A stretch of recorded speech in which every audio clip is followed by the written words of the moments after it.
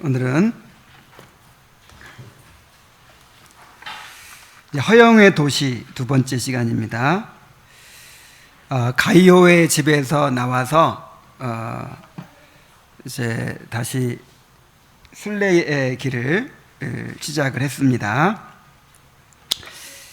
자, 이 정직 씨가 말을 했습니다. 자, 담대 씨, 우리가 길에 들어섰으니 우리보다 앞서간 순례자들의 행적 중 유익될 만한 것이 있으면 들려주십시오. 그러자 담대가 기꺼이 이야기 드리겠다고 하면서 이야기를 시작합니다. 아마 여러분은 예전에 크리스천이 겸손의 골짜기에서 아볼로온과 대결한 이야기를 들으셨을 것입니다. 그리고 그가 얼마나 고생하며 사망의 음침한 골짜기를 지나갔는지에 대해서도 들으셨겠죠? 뿐만 아니라 믿음과 바람둥이 마님과 첫사람 아담, 불만과 수치와 만난 이야기도 들으셨을 것입니다. 사람의 길을 가다 보면 그런 사기꾼 악당들을 종종 만나게 되지요. 이들은 믿음이 그런 사람들을 만나서 위험을 당한 이야기를 나누었습니다. 우리가 철로역정을 읽다 보면은 지난 얘기를 계속해서 하죠. 그리고 크리스찬과 또 믿음, 이런 사람들이 그 순례길을 갔던 그런 이야기들을 계속 이렇게 나누는 거예요. 우리가 그 로마서 15장 4절에 보면 이런 말씀이 있습니다. 무엇이든지 전에 기록한 바는 우리의 교훈을 위하여 기록된 것이니 우리로 하여금 인내로 또는 성경의 안위로 소망을 가지게 함이니라. 성경에는 우리 믿음의 선조들의 그런 순례의 이야기들이 가득 기록되어 있어요. 그래서 어떤 사람은 성경을 가리켜서 하나의 경건한 사례집이다 이렇게 이야기를 했어요. 무슨 책이라고요? 경건한 사례집. 그러니까 이스라엘 백성들의 그 역사, 또 아브라함과 이삭과 다윗, 요셉, 이렇게 그 모세의 이야기, 우리보다 먼저 순례의 길을 갔던 그런 믿음의 사람들의 이야기가 가득 기록되어 있어요. 그래서 이 모든 것들은 다 무엇을 위해 기록됐다고요? 우리의 교훈을 위하여 기록되었다 그랬어요. 그래서 우리로 하여금 인내로 또는 성경의 안위로 소망을 가지게 하는 것이다. 요즘 그 창세기 강해를 통해서 아브라함과 이삭과 야곱, 요셉 이런 분들이 어떻게 우리보다 지금 몇 년 전뿐인지 아세요? 적어도 한 4,000년 한 4,000년 전뿐 사람들인데 그 오래전 한 당군하고 맞먹는 그런 믿음의 조상들의 삶을 우리가 살펴보면서도 얼마나 큰 교훈을 받고 있습니까? 얼마나 참 우리에게 위로가 되고 또 격려가 되고 있습니까?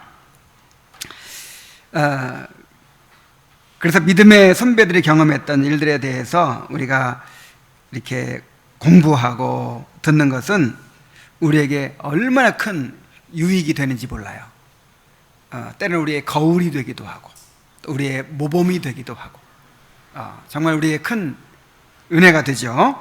그래서 우리가 성경에 기록된 믿음의 조상들의 그 믿음의 여정을 살펴봐야 되고 또 교회사 속에서 어떻게 하나님께서 이 교회를 이끌어 오셨고 또 우리 믿음의 선배들이 어떻게 신앙의 투쟁을 했는지를 우리가 계속해서 살펴보아야 합니다. 그래야 현재 내가 선 위치를 알 수가 있고 어떻게 내가 행해야 될 바를 알 수가 있는 것입니다. 자, 이러는 가운데 그들은 크리스천과 믿음이 전도자를 만나 허영의 시장에서 당할 일에 대한 예언을 듣던 곳에 이르렀다. 전도자는 그들에게 허영의 시장에서 당하게 될 고난을 예언해주고 그들에게 용기를 심어주었다.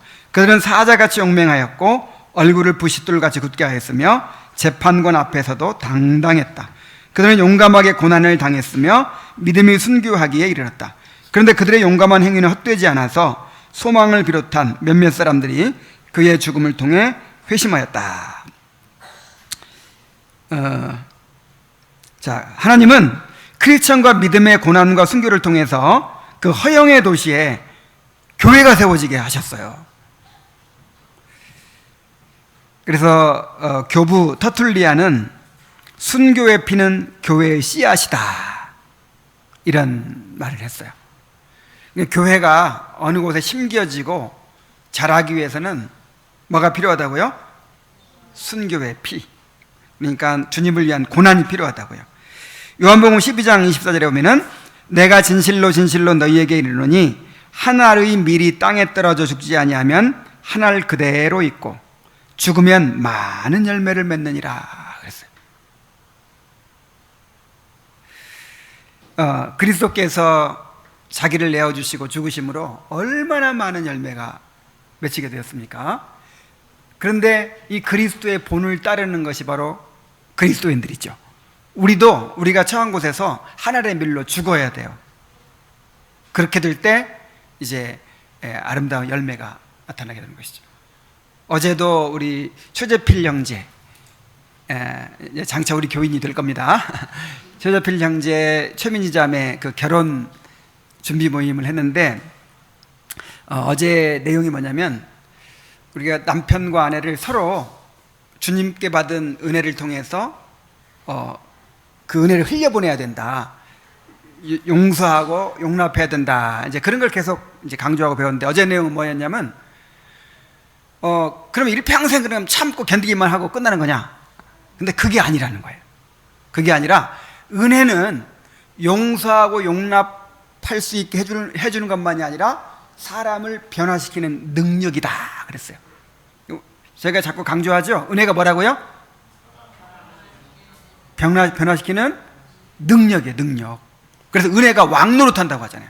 죄가 왕노릇하듯이 은혜가 왕노릇한다. 그래서 이렇게 상대방이 변화되지 않더라도 나는 상대방을 사랑하겠다, 그런 마음을 가져야 되겠지만, 그렇다고 해서 전혀 변화를 기대하지도 않고 변화를 요구하지도 않는 것은 아니다 이거예요. 변화를 기대하고 또 변화될 것을 때로는 요구하기도 하고. 근데 어떤 방식으로 변화시키느냐? 그 변화시키는 방법은요, 그리스도께서 교회를 변화시키는 방법을 따라 해야 된대요. 어떻게 하셨죠? 남편들아 아내 사랑하기를 그리스도께서 교회를 위하여 자식인을 주심같이 하라 그랬잖아요. 그 이유가 뭐냐면, 목적이 뭐냐면, 이는 물로 씻어 말씀으로 깨끗하게 하사 거룩하게 하시고, 그 다음에 흠도 없고 흠이나 주름 잡힌 것이나 티나 이런 것들이 전혀 없는 그런 영광스러운 교회로 세우고자 하셨다. 그러니까 예수 그리스도께서 우리를 위해 자기를 내어주신 것은 너희들이 죄 가운데 살더라도 나는 그냥 너희를 사랑한다, 너희를 용서하고 사랑한다, 이게 아니에요. 이걸로 끝이 아니고 결국은 우리를 변화시키는 게 목적이었어요. 그러니까 주님은 십자가 달려 죽으심으로 우리를 거룩한 백성으로 만드시는 거예요. 그런 것처럼 상대방을 변화시키려면 변화시키는 방법, 요구하고 비난하고 잔소리하고 공격함으로 변화되는 게 아니라 내가 죽는 거래요. 마음에 안 들죠? 내가 죽는 곳에, 그러니까 정말 조건 없는 사랑을 상대방에게 주기 위해서는 자기를 부인하고 내가 죽어야 되잖아요. 그럴 때, 그래서 이 사람이 내가 설령 변하지 않더라도 나를 끝까지 사랑하겠구나, 이런 신뢰감이 들 때, 그때 비로소 변화를 위한 이제 힘을 얻는다는 거죠. 그렇지 않으면 자기를 방어하고 나를 공격하는 걸로 받아들일 수밖에 없다는 거예요. 그런 신뢰가 없으면. 그러니까 예수님은 우리에게 아무리 큰 요구를 하셔도, 예수님 얼마나 큰 요구를 하십니까? 자기를 부인하고 자기 십자가를 지고 나를 따르라. 아무리 심한 얘기를 하셔도 우리가 상처받아야 안 받아요? 왜? 예수님은 나를 위해서 자기 목숨 바치신 분이에요. 그렇죠? 이것이 토대라는 거예요. 토대. 하여간 어디서든지 하늘의 밀이 땅에 떨어져 죽어야 돼요. 이 교회도 바르게 세워지려면 누군가 죽어야 돼요. 자, 누가 죽을래요? 그 예를 들어서 뭐 이 태국이라든지 이런 나라들은 선교 역사가 200년, 300년 되는데 아직도 전 인구의 뭐 몇 퍼센트 이 정도잖아요. 근데 우리나라는 선교 역사가 100년 남짓인데 뭐 20%막 이렇게 거의 막 기독교 국가로 불릴 만큼 이렇게 됐잖아요. 근데 그 차이가 어디 있겠어요? 우리나라는 선교 초기에 순교자들이 많이 나온 거예요. 순교자들이. 그리고 이제 그 네비우스 선교 정책이라 그래가지고 그렇게 가난하고 그야말로 못 먹고 살던 최고 굶주리던 시대가 그 구한말인데 그때부터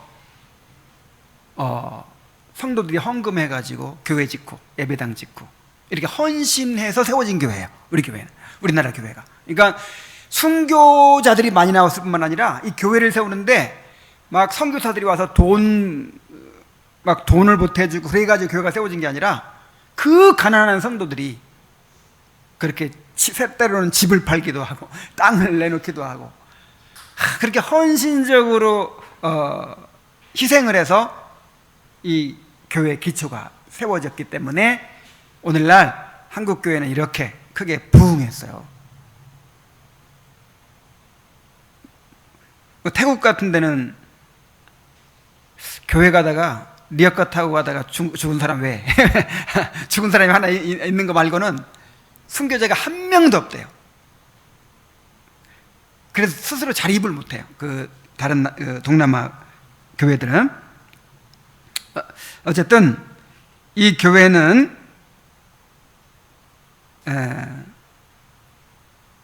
하늘의 밀이 땅에 떨어져 죽는 그런 희생을 통해서 세워진다는 사실 기억하시기 바랍니다. 자, 이제 그들은 허영의 시장을 통과한 크리스찬이 길에서 만난 사심이라는 사람에 대하여 얘기한다. 지금 크리스찬과 믿음과 반대되는 사람이 사심이에요. 자, 크리스찬과 믿음은 진실한 사람이죠. 크리스찬과 믿음은 어떤 고난이 닥쳐와도 자신의 믿음을 그대로 지키려고 하는 사람인데, 자, 사심은 어떤 사람이냐? 사심은 아주 고약한 위선자였다는 거예요. 그는 세상 풍조에 따라 종교를 믿는 자인데 어찌나 교활한지 신앙으로 인해 손해보거나 고생하는 일은 절대 안 하려고 했다. 경우에 따라서 신앙 방식을 바꾸는 데 등했고 자기 견해를 이리저리 바꾸고 변화시켰으며 그러한 자기의 태도를 옹호하기까지 했다. 그러나 그는 자신의 빗나간 목적으로 인해 그릇된 종말을 맞이하게 되었다. 그리고 그의 자녀들 가운데서도 하나님을 참되게 경외하는 자는 한 사람도 나오지 않았다. 자, 믿음의 순교를 통해서는 그렇게 허영의 시장이라는, 허영의 도시라는 이 악한 도시에서 이렇게 진실한, 소망도 허영의 도시 출신이잖아요. 이렇게 귀한 하나님의 사람들이 나왔어요. 그런데 이 사심이라는 사람은 세상 풍조를 따라 살고 얼마나 교활한지, 막 입으로는, 말로는 그냥 하나님을 잘 믿고 뭐 하여간 은혜 받고 별짓을 다 하는데 실제로 자기를 헌신해야 될 상황, 실제로 손해봐야 될 상황, 이런 거에서는 절대로 손해보려고 하지 않고 희생하려고 하지 않는 거예요. 아, 정말 이런 사람들이 있어요. 이런 사람들. 하여간 이만큼도 자기 거 손해보려고 하지 않고,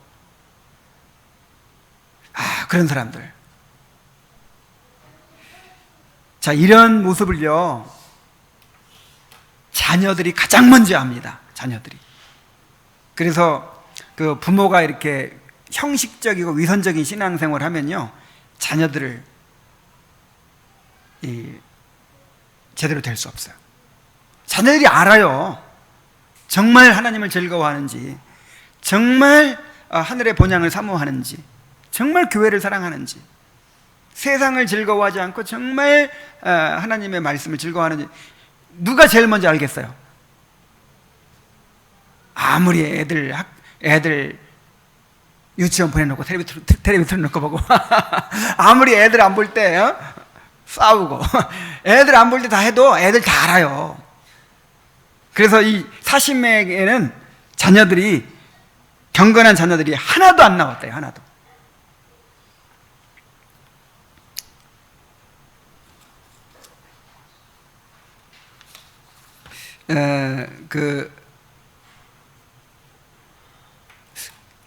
나의 아버지, 나의 조부 아브라함의 하나님, 나의 아비 이삭의 하나님 여호와여, 이렇게 야곱이 부르잖아요.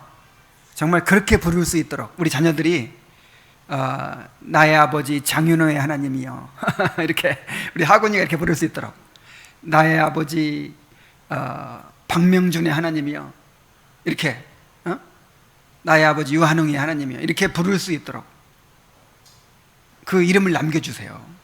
그 하나님을, 유한웅의 하나님을 남겨주고, 또 우리 안유성의 하나님을 아들한테 남겨줘야지. 내 아비 안유성의 하나님, 내 어머니 이세림의 하나님 여호와여 이렇게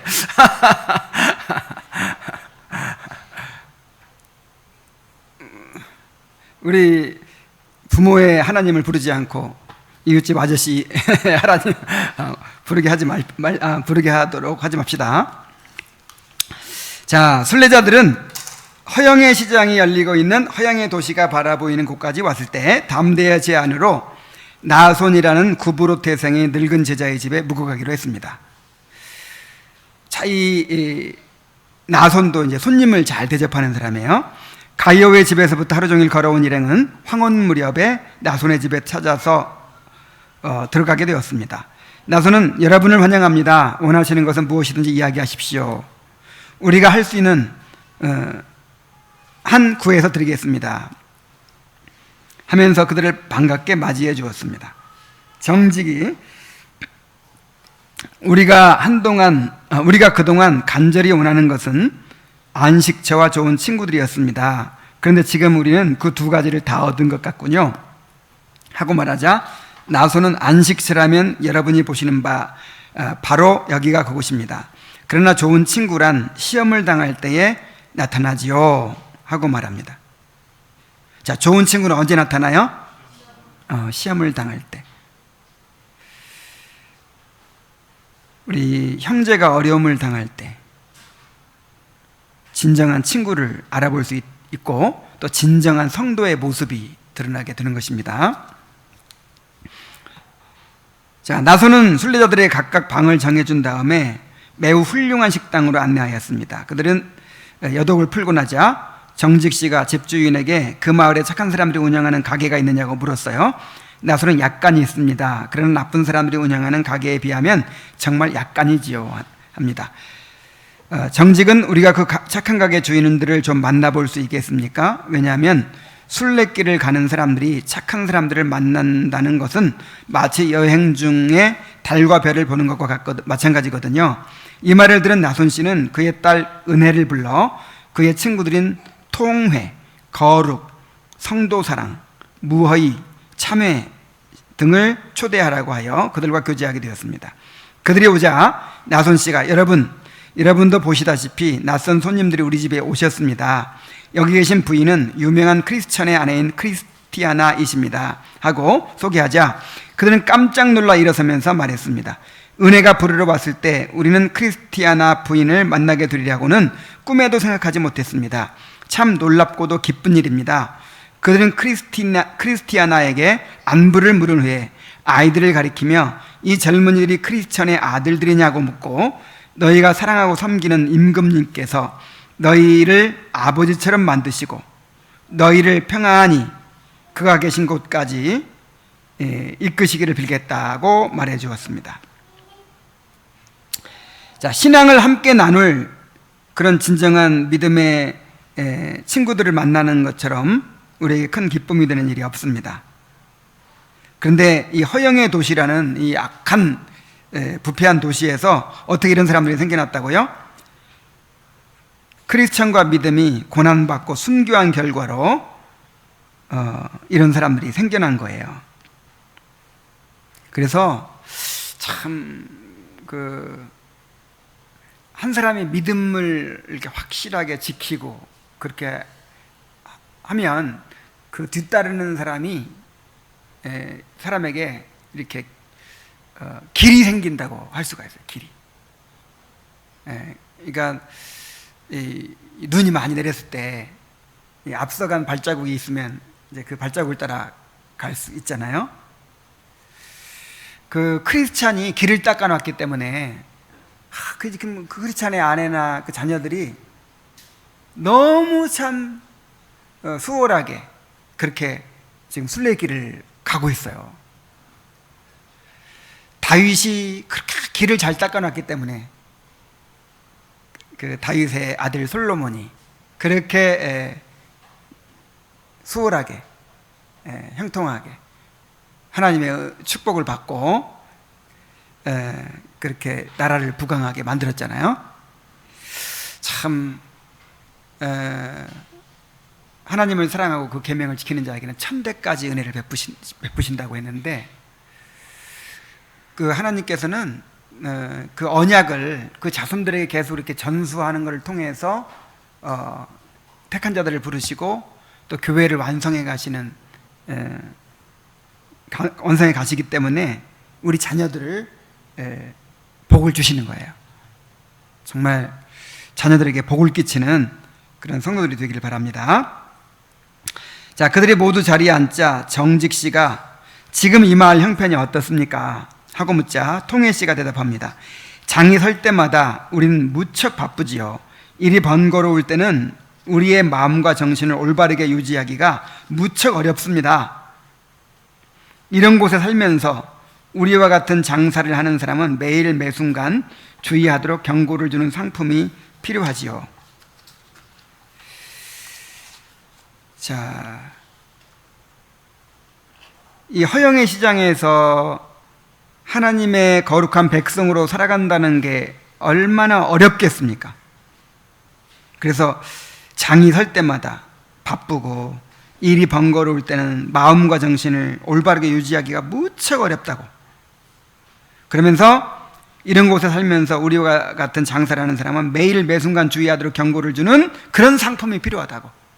자, 세상이 주는 상품은 전부 다 우리를 하나님으로부터 멀어지게 하는 상품밖에 없죠. 그래서 영적인 상품, 매일 매순간 깨어있도록 우리를 각성시켜주는 그런 상품이 우리에게 필요하다는 거예요. 천국의 순례자이면서도 세상 속에서 살아가야 하는 그리스도인들은 세상에서 받는 영향을 상쇄하고도 남는, 그걸 덮어버릴 수 있는 은혜가 필요합니다. 참, 그러니까 이 세상이 주는 영향은요, 끊임없이 우리 안에서 이 영적인 힘을 뺏어가는 것밖에 없어요. 우리 신앙을 갉아먹는 것밖에 없어요. 그렇죠?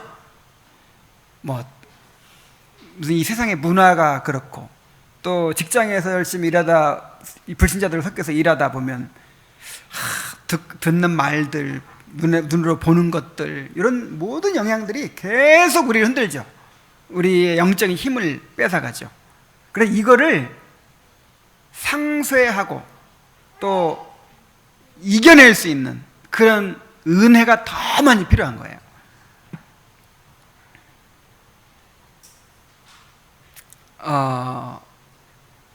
우리 자녀들이 이제 앞으로 유치원에 가고 학교에 가잖아요. 그럼 점점 이제 이 인본주의 교육도 받고 애들하고 어울리고 그 또래들의 그 영향 받고, 그 영향이 얼마나 크겠어요. 얼마나. 이 세상의 문화, 그 세상의 문화 속에 들어가는 거잖아요. 그래서 그거를, 근데 또 무슨 아미시 공동체니 무슨 그런 사람들처럼, 아니면 홈스쿨링을 하고 아니면 대안학교에 보내고 해가지고 세상으로부터 이렇게 보호하고 이렇게 격리시키는 것도 최선은 아닌 것 같아요. 왜냐하면 어차피 세상에 나갈 거니까.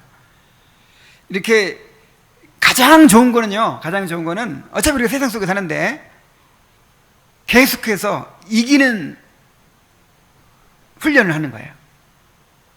세상에 나가서도 이렇게 영향을 받았는데 교회에서, 가정에서 더 큰 영적인 영향을 받아가지고 그것을 이겨내는 거예요. 이러면서 잘하는 거예요. 그러면요 나중에 넘어지지 않아요. 세상에 나가도. 근데 그냥 그런 경험이 없으니까 나중에 대학에 들어갔는데 한꺼번에 막 밀려 들어오면 이걸 감당이 안 되는 거예요. 부모 밑에서 그냥 시키는 대로 할 때는 괜찮았는데 이제 내 마음대로 어디 유학을 갔다든지 아니면 대학에 들어갔다든지, 아이고 그 자유, 그냥 이 세상 친구들의 그 문화, 습관, 그런 것들에 이렇게 부딪히게 되면 그거를 감당해낼 수가 없는 거예요. 그래서 여러분, 우리가 단절되어 살 수는 없어요. 우리가 지금 직장도 다니고 완전히 단절되어 살 수 없기 때문에 정말 세상이 주는 영향을 상쇄하고 이겨낼 수 있는 더 큰 은혜를 계속해서 사모하고, 은혜가 계속해서 우리 위에 왕노릇하도록 그렇게 하는 방법밖에 없겠죠. 그렇게 우리 아이들을 가르쳐야 돼요. 우리가 그렇게 살면서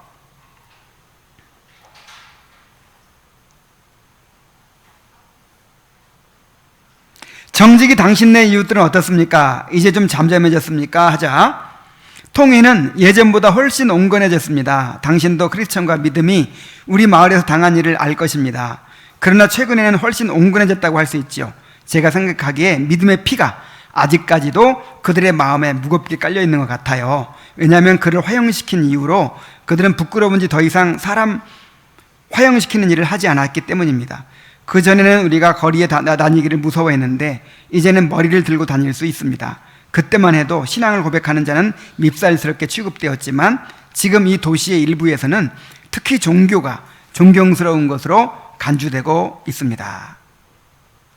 그래서 계속해서 이 허영의 도시에서 순교했던, 또 고난받았던 크리스천과 그 믿음의 영향력을 계속 이야기하고 있죠.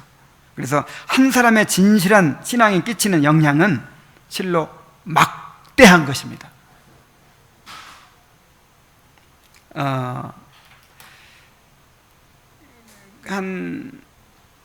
그냥 대충 믿는 100명의 크리스찬이 있고 확실하게 믿는 한 명의 크리스찬이 있어요. 누가 더 큰 영향을 미칠까요?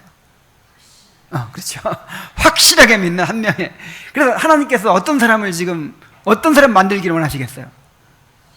그냥 대형교회 만들어가지고 그냥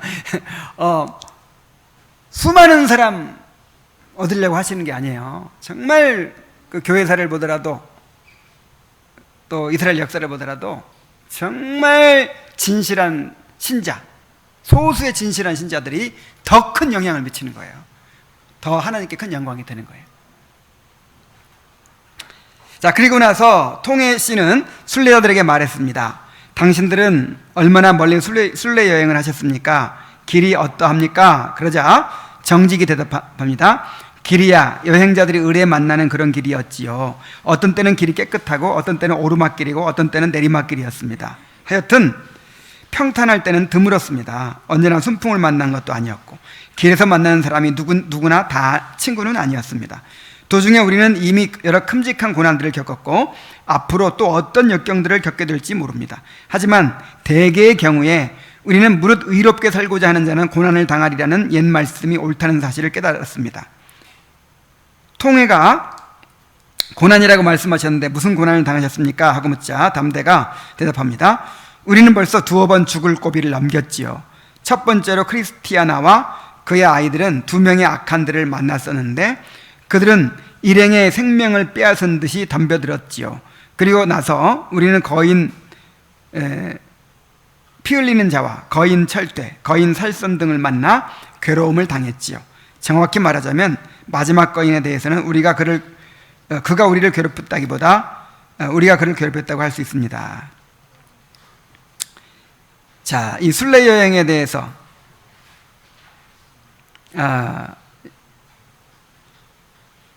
뭐라고 말합니까? 이 고난에 대해서 이야기하죠. 자, 우리는 항상 신앙생활이 영적인 싸움이요, 주님과 함께 고난받는 것임을 기억해야 돼요. 여러분, 사실 우리가 고난받고 있지 않죠. 사실 우리는 유례 없는 평강을 누리고 살아요. 그러니까 전체적으로 보면 이게 환난의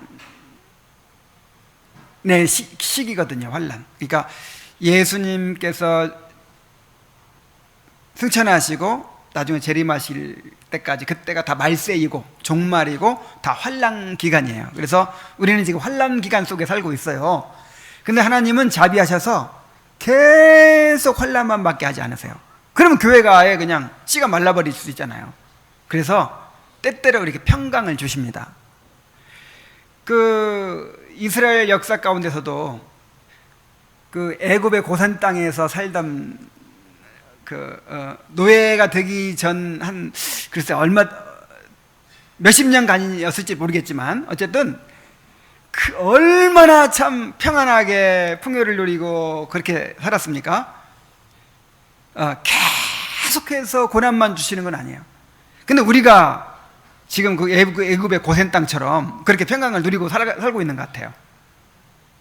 그래도 우리가 항상 기억해야 될 것은 신앙생활은 주님과 고난받는 것이다.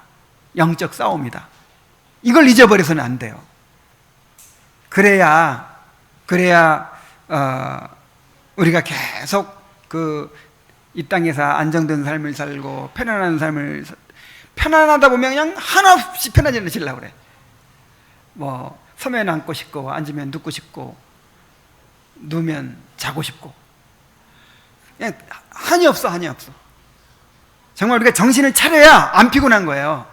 정신을 차려야 좀 이렇게 경성하고 살아야 힘이 안 들어, 힘이. 근데 이제 기대치를 이렇게 높여가지고 편하기를 바라고, 이게 편하고 좋은 것이 이게 정상이라고 생각하고, 요래야만 된다고 생각하고, 그렇게 살면 어떻게 될까요?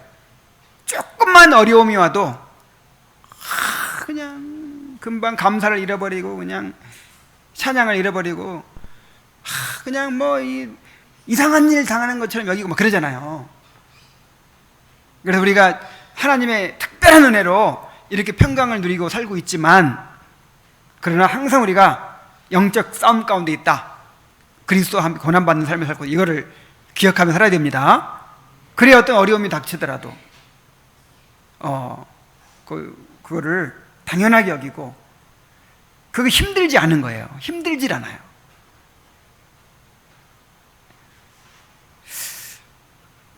이렇게 정말 그렇더라고요. 정말 이 목회하는 것도 편하려고 이제 좀 편하려고 맘먹으면 다 힘들어서 못하겠어. 근데 이 목회는 주님과 함께 고난받는 일이야 하고, 힘든 게 마땅해, 고난받는 게 마땅해, 이런 마음을 딱 가지면 고난까지는 안 받더라도 힘들고 어려운 일도 거뜬히 다 이겨낼 수 있는 거예요. 계속해서 설교역자는 강조하는 것이 정말 이 고난, 순례의 길은 고난의 길이다 하는 것입니다.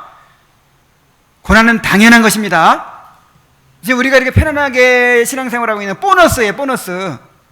특별한 상황인 거예요, 지금.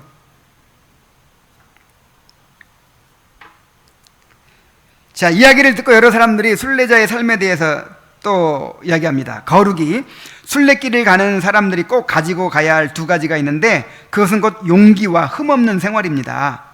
만약 용기가 없으면 그들은 결코 순례길을 굳건히 나아가지 못할 것이요, 만약 생활이 느슨해지면 그들은 순례자의 이름을 더럽히게 될 것입니다.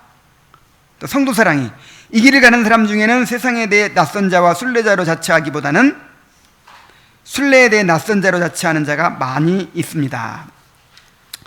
그러자 또 무허이가, 그들은 순례자로서 절제에 있는 생활과 용기를 갖고 있지 않습니다. 그들은 똑바로 나아가지 않고 모두 어그러진 발을 갖고 있습니다. 한쪽 씨는 안쪽을 향하고 한쪽 씨는 바깥쪽을 향합니다. 또 그들의 바짓가랑이는 뒤로 쳐져 여기저기 해지고 구멍이 뚫려 그들의 주님을 욕되게 하지요. 그래서 참회가 또 말합니다. 그러니 그들이 고통을 당할 수밖에 없지요. 그러한 점과 흠들을 없이 하기 전까지 순례자들과 그들의 순례길에 은총이 내려질 수 없습니다. 자, 순례자들에게 필요한 두 가지를 뭐라고 얘기합니까? 용기와 흠없는 생활. 야, 이런 말은요, 이거는 무슨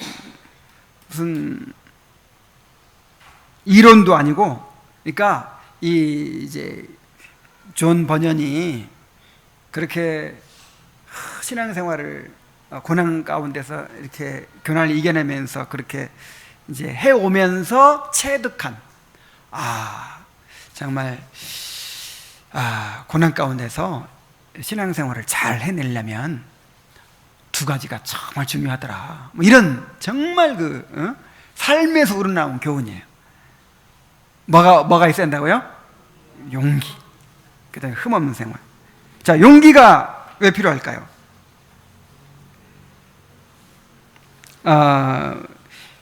마귀가 우리를 공격하는 최고의 무기가 두려움이에요. 두려움. 겁을 주는 거예요. 그러니까 마귀는 우리를 쓰러뜨릴 수 있어요, 없어요?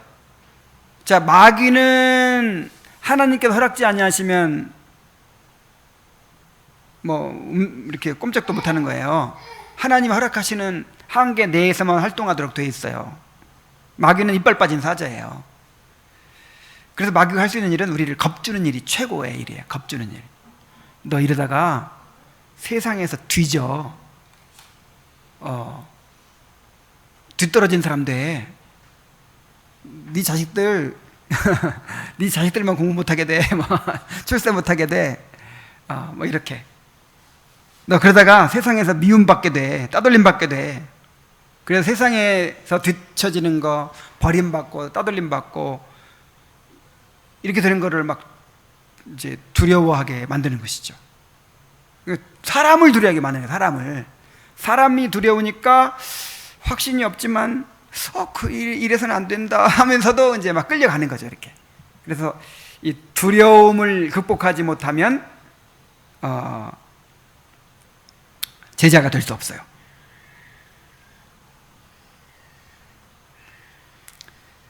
그 야곱 보세요. 야곱 바로 앞에서 얼마나 당당합니까?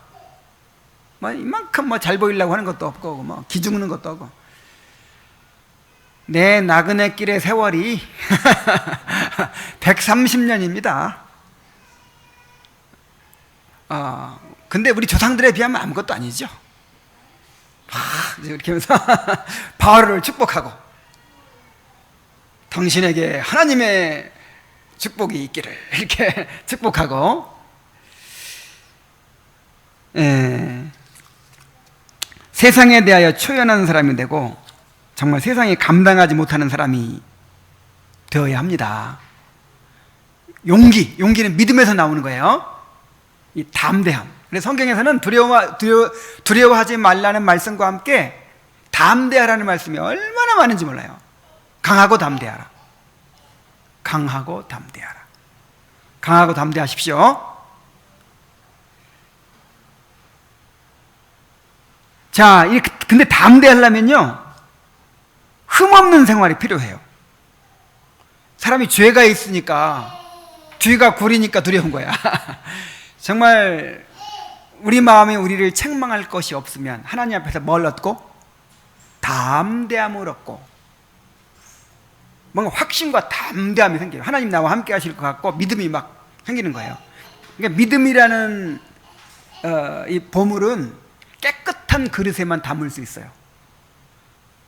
근데 우리의 양심이 더럽혀지면 믿음이 파손돼 버린다는 거예요. 여러분 그렇죠? 경험상으로 그렇죠? 뭔가 내가 하나님 앞에 꺼리낌이 많고 내가 나를 생각해도 이거 안 되겠고 이렇게 책망할 것이 많아요. 그러면 아무 일 없어도 불안해. 아무 일 없어도 불안해. 그러나 정말 우리 마음이 우리를 책망할 것이 없고, 정말 하나님 앞에 회개하고 정말 하나님의 그 칭의의 은혜를 막 누리고 있을 때는요, 아무리 어려운 일이 생기고 일이 뭐 잘못되고 해도 담대해요. 아주 당당해진단 말이에요. 그래서 우리의 믿음을 보존하기 위해서 우리 양심을 어떻게 해야 돼요? 깨끗하게 해야 돼요. 깨끗하게. 더 이상 죄가 우리 위에 왕노릇하지 못하게 해야만 은혜가 우리의 왕노릇을 하게 되는 것이죠. 그래서 여기 마지막에 뭐라고 했냐면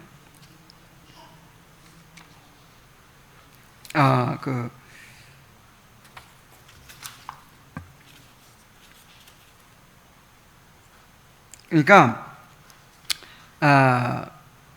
그 은총을 누릴 수가 없다. 참회가 그런 말이에요. 참회가 그러한 점과 흠들을 없이 하기 전까지 그 순례자들과 그들의 순례길에 은총이 내려질 수가 없다. 그래서 요즘 계속 이렇게 내가 느끼는 건요, 그러니까 우리가 하나님과 믿음으로 롭다하심 받은 자들, 하나님과 화평을 누리고 은혜에 들어감을 얻고 하나님 영광을 바라고 즐거워하고, 그다음에 환난 중에도 즐거워하고, 그다음에 성령을 통해서 우리 가슴에 부어주시는 하나님의 사랑을 누리고, 그 다음에 미래에 대한 구원을 확신하고, 막 이런 복들이 있죠. 이걸 가로막는 게 뭐예요? 죄예요, 죄. 이런 거를 온전히 누리지 못하게 만드는 게 죄예요. 요즘 미세먼지 없으니까 얼마나 그냥 아름답습니까? 이 하늘이고 산이고 막. 근데 미세먼지가 간뜩 낀 날은 어때요? 아무리 좋은 경치를 가도 뭐 흐릿해가지고 뭘 잘 안 보이죠. 그거하고 똑같아요. 마음이 청결한 자는 복이 있나니 저희가 하나님을 볼 것이며.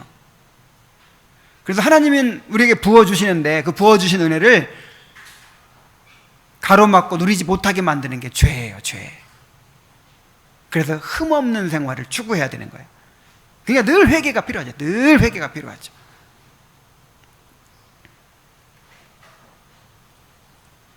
그들은 나손의 집에 오래 머물며 나손의 딸 은혜가 크리스티아나의 아들 사무엘과 그의 딸 마르다가 요셉과 결혼하게 되었습니다.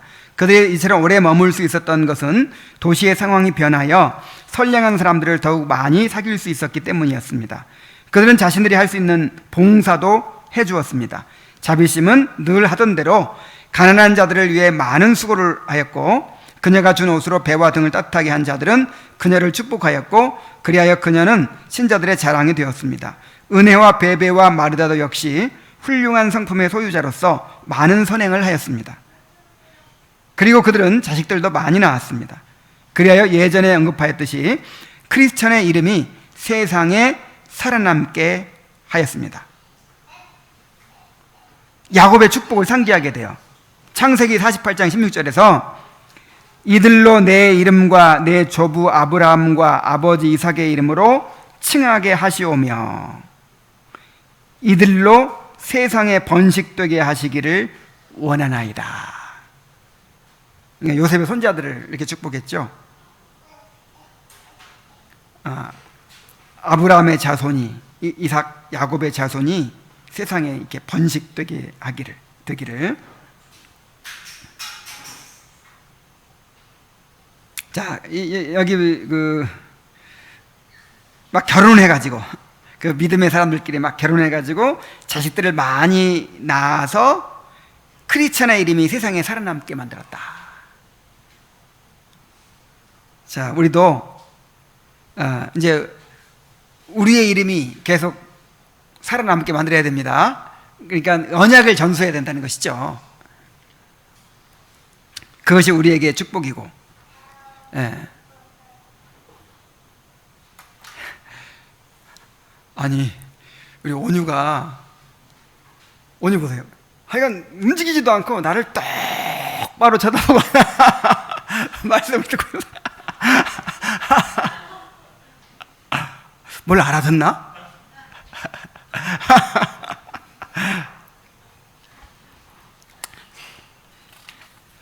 자, 그들이 머무르고 있는 동안에 산림에 사는 괴물 하나가 마을로 내려와 많은 사람들을 죽였습니다. 뿐만 아니라 그 괴물은 어린아이들을 납치해 가서 새끼들처럼 자기 젖을 빨도록 가르쳤습니다. 그런데 마을에는 이 괴물과 대면에 싸울 만한 용기를 지닌 자가 아무도 없었습니다. 모두 그가 오는 소리만 들으면 혼비백산 도망을 치거나 했습니다. 이 괴물은 짐승 같은 모습을 하고 있었는데 그 몸은 용 같고 7머리와 10뿔이 있었어요. 괴물은 어린이들을 크게 해치고 다녔으며 그 괴물을 조종하는 자는 한 여인이었어요. 괴물은 사람들에게 조건을 제시하였는데 자기 영혼보다 이 세상 삶을 더 사랑하는 자들은 그 조건을 받아들였습니다. 자, 계시록에 나오는 그 짐승을 얘기한 것 같아요. 근데 계시록에 나오는 용은 마귀를 가리키고 짐승은 마귀의 도구가 된 세상의 권세들을 가리키는 것이고, 또 이제 두 번째 짐승은 이제 그 종교, 타락한 종교를 가리키는 것이고, 또 음녀도 타락한 종교를 가리키죠. 그래서 하나하나 해석하기보다 어쨌든 이 마귀와 세상과 죄의 그런 이제 권세 라고 생각하면 되겠어요.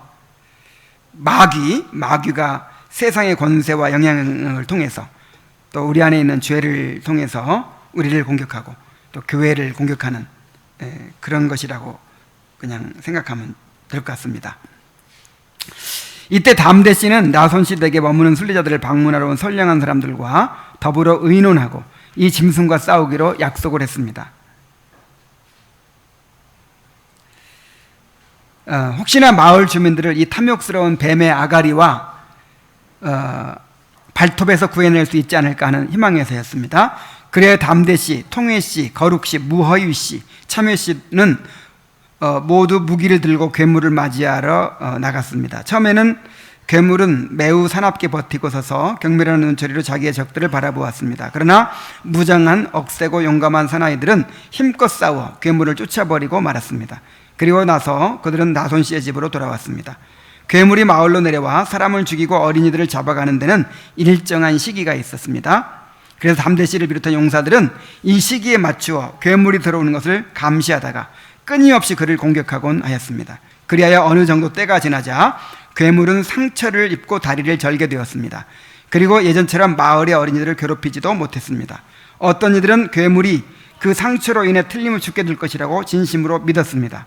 이 사건으로 말미암아 담대 씨와 그 친구들의 명성은 마을에서 크게 떨쳐지게 되었고, 아직 물욕에 빠져 있는 많은 사람들도 그들에게 찬사와 존경을 보냈습니다. 이로 인해 순례자 일행은 거기서 별로 심한 박해를 받지 않았습니다. 물론 개 중에는 두더지처럼 아무 빛도 못 보고 짐승처럼 아무 이해력도 없는 천박한 사람들도 있었습니다. 이들은 그 사람들을 전혀 존경하지 않았고 그들의 용기와 모험심에도 관심을 기울이지 않았습니다.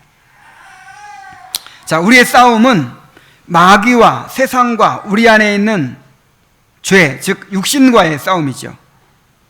그래서 대적들이 어떻게 우리를 공격하는지를 잘 알고 담대하게 싸워야 됩니다. 그래서 에베소서 마지막 6장에 보면은 영적 싸움에 대해서 이야기하잖아요. 영적 싸움에 대해서. 자, 우리가 이 땅에서 주님과 함께 왕노릇하는 사람들입니다. 그 계시록에 보면은 1000년 동안 왕노릇한다 그랬어요. 1000년 동안. 그 1000년 계시록에 나오는 1000년 기간이 무엇을 가리키죠?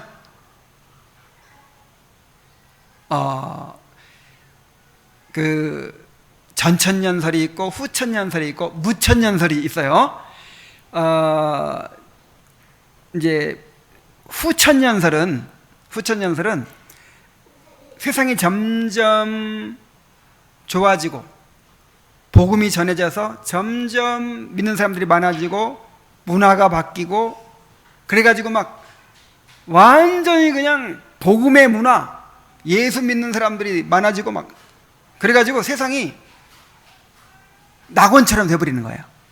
그게 한 1000년 동안 가다가 후에 예수님이 오신다는 거예요. 요게 무슨 설? 후천년설. 근데 이렇게 될 것 같아요? 안 될 것 같아요? 옛날에는 이렇게 믿었어. 이렇게 조나단 에드워즈도 이렇게 믿었어. 막 부흥이 막 되고 막 하니까 그 부흥을 경험하다 보니까 이런 식으로 가다가는 이야 그래 되겠다. 근데 1차 대전 지나고 2차 대전 지나고 그리고 이제 이 교회가 타락하고 이런 거를 계속 보면서 죽어도 그렇게 안 되겠다. 그게 될 것 같아요? 안 될 것 같아요? 안 돼요. 절대 안 돼. 세상은 날로 악해지지. 그래서 후천연설은 이제 거의 믿는 사람이 없어요. 자유주의자들이나 이제 좀 그렇게 믿죠.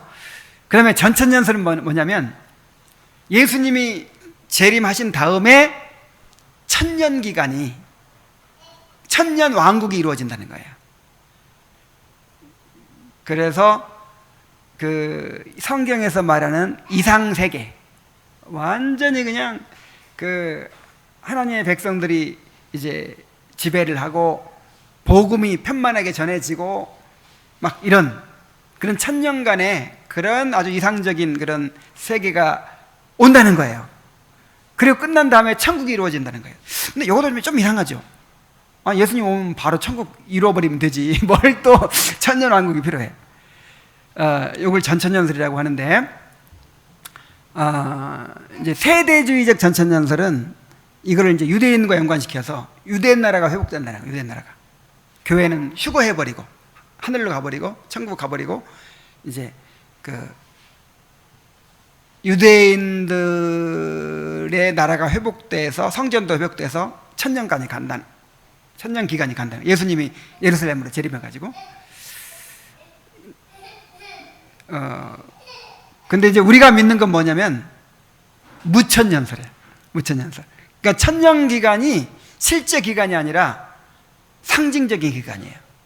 그러니까 예수님 승천하신 다음부터 재림하신 기간, 지금이 1000년 기간이에요. 근데 1000년 동안 뭐 한다 그랬냐면 왕노릇 한다 그랬거든. 왕노릇. 뭐 노릇? 왕노릇은 뭘 가리키죠? 왕은 군림하고 지배하고 다스리죠. 그러니까 예수님께서 하늘과 땅의 모든 권세를 가지시고 지금 다스리고 계시듯이 우리도 예수님과 함께 다스린다는 거예요. 누구를 다스려? 누구와 뭘 지배해요? 죄를 이기고, 죄와 싸워서 이기고, 악의 세력과 싸워서 이기고, 세상과 싸워서 이기는 그런 왕노릇이에요. 그래서 로마서 지난주에 배웠던 로마서 말씀에 주님 안에서 우리가 생명 안에서 왕노릇하리로다 그랬잖아요. 은혜도 왕노릇한다 그랬고 우리도 왕노릇한다 그래요. 우리도. 그러니까 여러분 우리는 계속해서 왕노릇해야 됩니다. 그러니까 정복해 간다 이거예요. 정복해 가요. 죄를 여러분 결국 누가 승리해요? 자, 죄가 승리하게 돼 있어요? 우리가 승리하게 돼 있어요? 우리가 승리하게 돼 있죠. 자, 마귀가 승리하게 돼 있어요? 우리가 승리하게 돼 있어요? 우리가 승리하게 돼 있어요. 세상이 승리하게 돼 있어요? 우리가 승리하게 돼 있어요? 우리가 점점 승리해 가는 거예요. 점점. 이스라엘 백성이 가나안 땅을 정복하듯이 여러분 우리가 육신과의 싸움이 바로 가나안 땅 그 정복 사업이에요. 정복 전쟁이에요.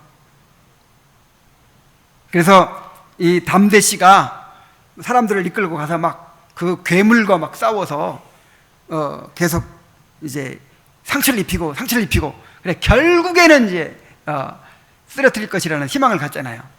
그런 것처럼 우리도 계속 죄의 죽임의 삶을 사는 거지. 죄의 죽임.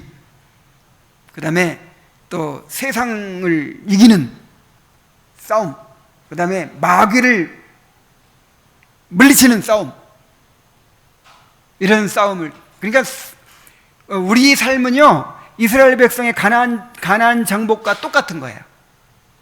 이스라엘 백성의 가나안 정복은 승리를 누리는 거죠.